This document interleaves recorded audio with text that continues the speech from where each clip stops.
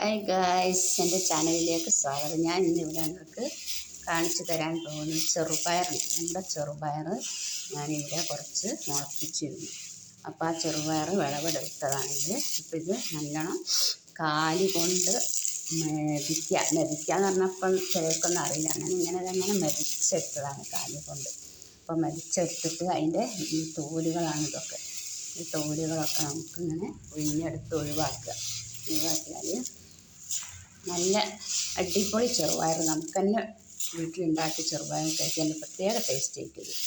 ഇതാ അപ്പം അത്രയും ചെറുപയർ എനിക്ക് കിട്ടി. ഇത് ഞാൻ മെതിച്ചെടുത്തതാണ് ഈ ചെറുപയർ. കണ്ടില്ലേ, അപ്പം നന്നായിട്ട് ഉണങ്ങി.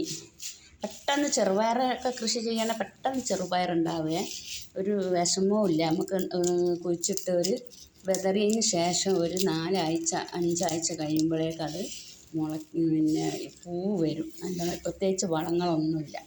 അപ്പോൾ ഇത്രയും ഇനിയുണ്ട് കുറേ. ഇത് ഒഴിവാക്കിയിട്ട് ഒരുപാട് ചെറുപയർ, ഇത്രയും ചെറുപയർ കിട്ടി. നല്ല ഒറിജിനൽ മായങ്ങളൊന്നും ചേർക്കാത്ത ചെറുപയറാണ്.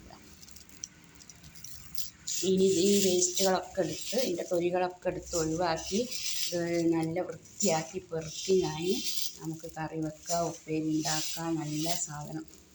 ചെറുപയർ കൃഷി അറിയാത്തവർക്കൊക്കെ ചെറുപയർ കൃഷി ചെയ്യട്ടോ. എന്ത് നല്ല ചെറുപയർ കിട്ടി. ഇതാണ് ഞാൻ കൃഷി ചെയ്തുണ്ടാക്കിയ ചെറുപയറാണിത്. അപ്പം നിങ്ങൾക്ക് എൻ്റെ ചാനൽ കണ്ടാൽ നിങ്ങളെല്ലാവരും സബ്സ്ക്രൈബ് ചെയ്യണം, ലൈക്ക് ചെയ്യണം, കമൻറ്റ് ചെയ്യണം കേട്ടോ. പ്ലീസ് ദയവായിട്ട് സബ്സ്ക്രൈബ് ചെയ്യണം. ഇത്രയും ചെറുപയർ, അത് നല്ല അധ്വാനമുള്ള പണിയാണ്.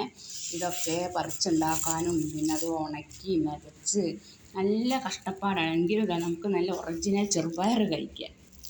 നല്ല അടിപൊളിയാണിത്. ശരിക്കും കടയിൽ നിന്ന് വാങ്ങുന്ന ചെറുപയറിനെക്കാട്ടിലും നല്ല വലിപ്പമുണ്ട്. നല്ല വേറൊരു കളറ് പോലെ നല്ല ടേസ്റ്റ് ആയിരിക്കും. അപ്പോൾ നിങ്ങളൊക്കെ ഒന്ന് ട്രൈ ചെയ്ത് നോക്കണേ.